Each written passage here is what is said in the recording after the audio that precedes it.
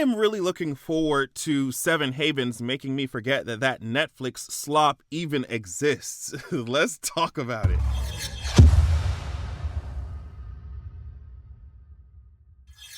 I'm so excited to let you all know that Zoraxia, The Vengeance of Coldwind is out now. Anywhere you get your ebooks and audiobooks, you can find it there. I'm talking about Amazon, Audible, audiobooks.com, Google Play. Like, it's all there. Also, you can go to www.zoraxia.com to purchase it directly from my site. Check out my series, check out the first book, and make sure you get the second book because it's out now. I'm so excited. All right, y'all. So link to this full article, of course, will be in my description. It's coming from Variety. Nickelodeon has released the first look at the upcoming animated series Avatar 7 Havens, the sequel series to the popular shows Avatar: The Last Airbender and Legend of Korra. The artwork was revealed at SDCC on Thursday, where Avatar celebrated its 20th anniversary. Wow, we getting old, y'all.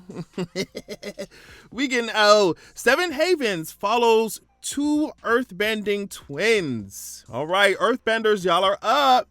Y'all are up. Two earthbending twins when one discovers that she's the Avatar.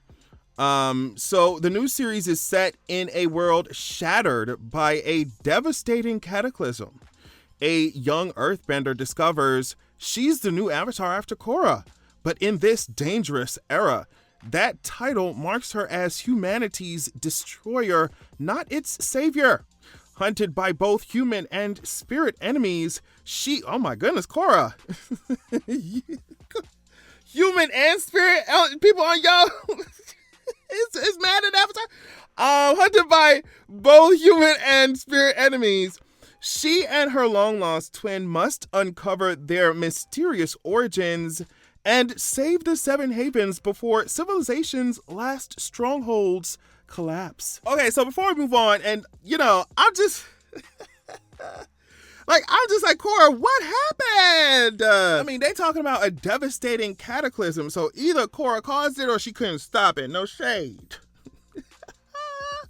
And so, like, now that the Avatar is just like, they're branded as humanity's destroyer, not its savior anymore. I'm like, yo, what is going on? What happened?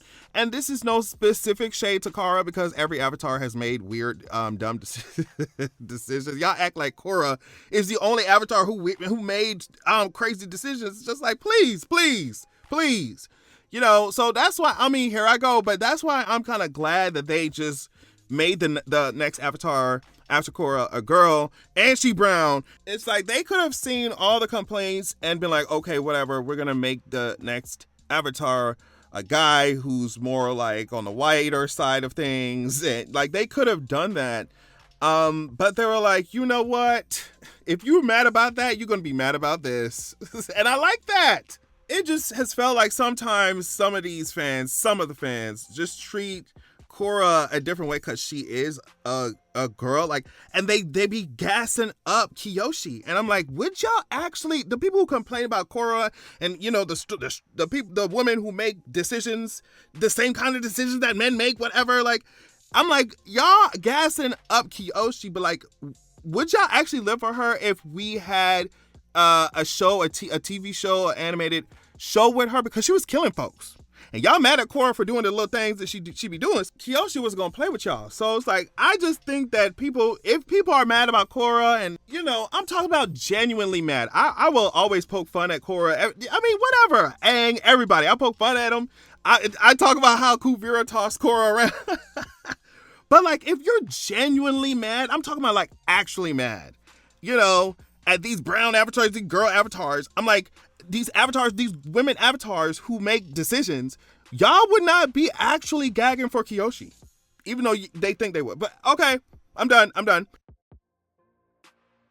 The first look image shows the young Avatar and her half cat, half lemur looking pet tagging along behind her. Another friend walks beside her in a rocky desert land with a city in the far distance and mysterious lights brightening the sky. Now, of course, Seven Havens isn't the only Avatar project coming up. there's also the feature film, The Legend of Aang, The Last Avatar, which is coming to theaters on October 9th, 2026. The cast includes, Eric Nam, Jessica Met, like all the girlies. And then apparently Steven Yeun and Dave Bautista, they're going to be the mysterious villains. So yeah, y'all, I mean, there's really not much more to say than this because they didn't give us like a whole trailer or anything. We just got this picture. But people were bringing up online that, because I was wondering this too, because, of the technology that we'd seen in Korra. And I was like, okay, so how is the tech going to advance?